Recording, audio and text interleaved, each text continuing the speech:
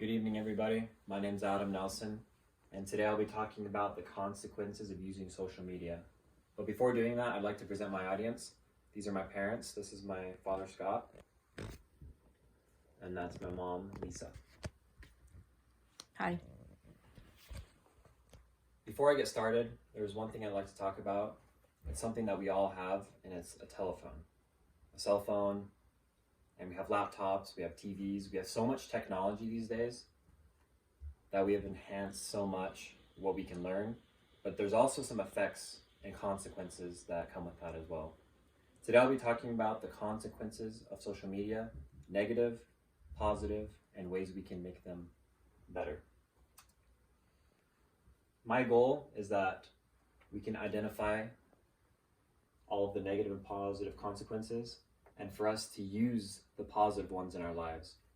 Social media includes things such as YouTube, Facebook, Instagram, and is widely used, and many apps that we have on our phones are for social media.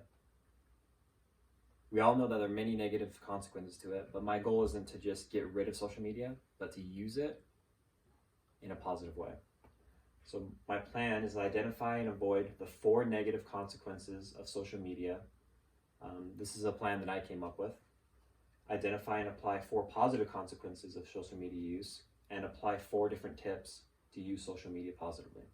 So it's broken down very simply: 4 negative, 4 positive, and 4 tips. So I'd like to start with the negative consequences of using social media. Number 1, it's a huge time waster. Many of us waste hours a day on social media. I remember earlier in this semester, we all did an assignment called the media inventory assignment, where we had to track down throughout the whole semester how much, or through an entire week, how much media we consumed. And honestly, I didn't think it was as much as it was going to be, but as I was going through the days, listening YouTube, Instagram, Facebook, I realized how much I use it and how much of an impact it can have on me and others as well. If we spend a lot of time doing things, then we'll pick up things, we'll start to act that way, and it can affect our moods.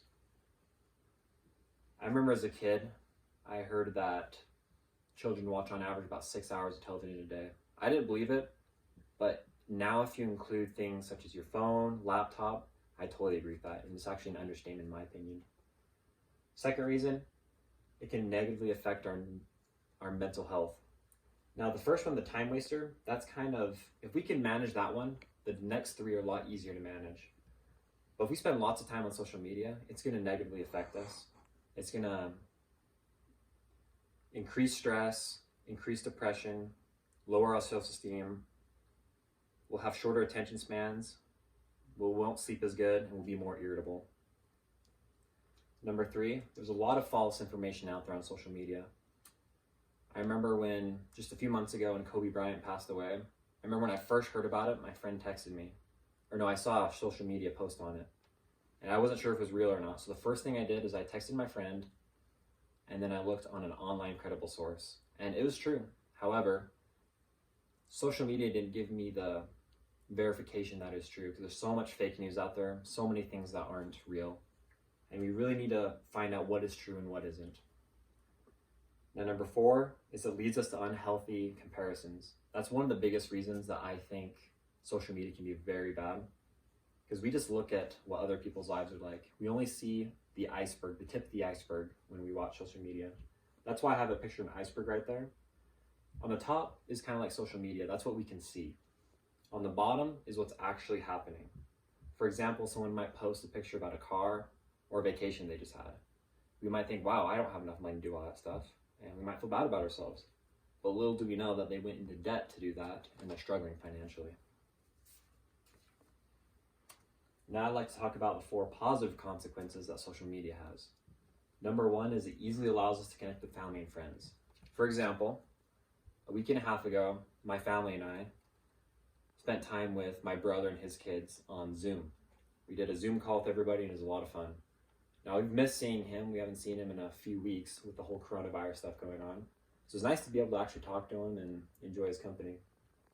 Number 2 is it allows us to spread positivity. Quotes such as these: your limitation, it's only your imagination. And what hurts more, the pain of hard work or the pain of regret. These are two quotes that I really like. And quotes like these can uplift us, inspire us, and we can motivate others to be better. So instead of just posting things that aren't relevant, maybe we should spread some positivity. Number 3 is that it can help increase business. I've seen this with my peers. There's a few girls that I know that they post about hair products and they're joining hair products. They sell them, they market them, and they're always marketing online. They're always giving great deals, and it's helping them out a ton. They basically do their entire business on social media. In other ways, it can help people if we can just be creative. And number 4 is it helps us learn if done correctly.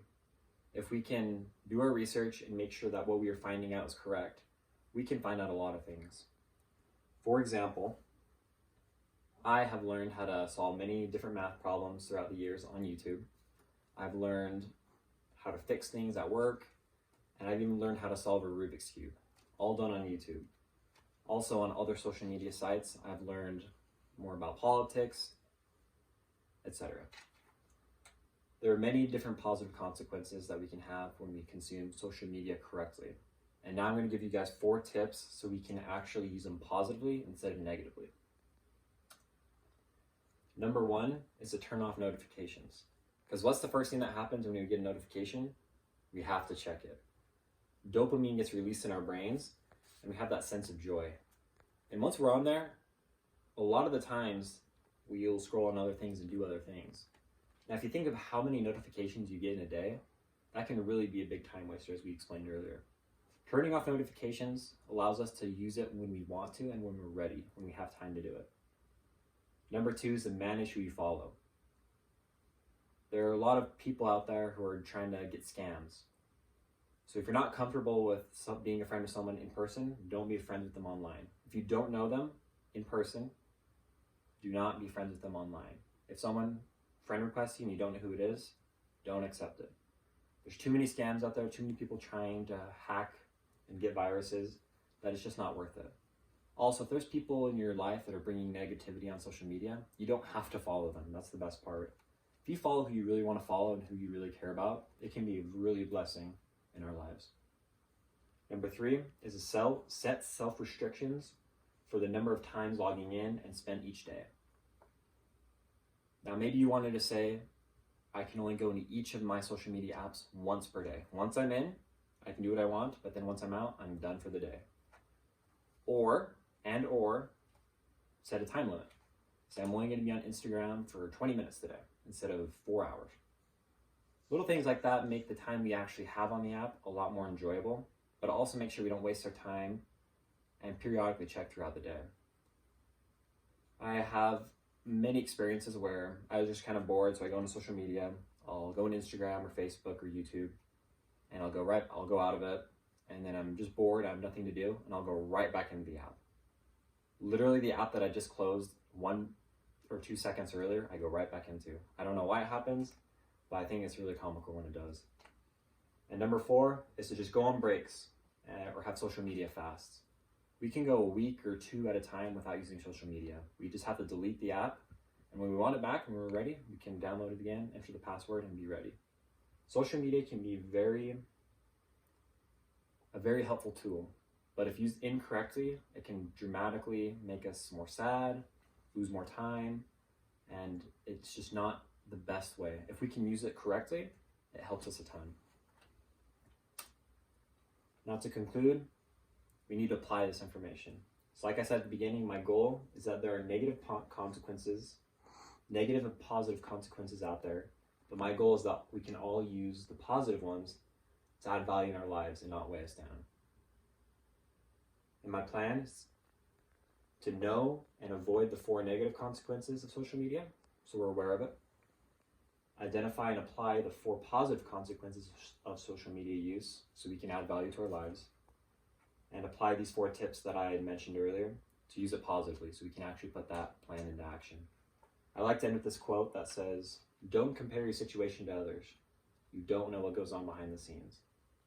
This quote demonstrates that we can spread positivity, that we shouldn't compare ourselves, and that there is a lot of good in social media. Thank you.